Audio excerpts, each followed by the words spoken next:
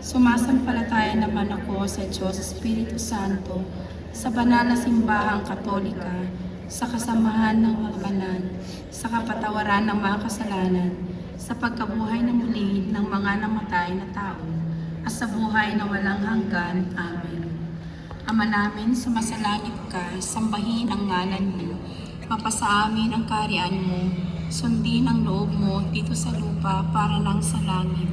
Bigyan mo kami ngayon ng aming kakanin sa araw-araw at patawarin mo kami sa aming mga sala para nang magpapatawad namin sa nagkakasala sa amin. At huwag mo kaming ipahintulot sa tukso at iadya mo kami sa lahat ng masasama. Amen. Aba, Ginoong Maria, napupuno ka ng grasya, ang Panginoong Diyos ay sumasa iyo. Bukod kang pinagpala sa babaeng lahat, pinagpala naman ang anak mong si Jesus. Santa Maria, Ina ng Diyos, panalangin mo kaming makasalanan, ngayon at kung kami mamamatay. Amen.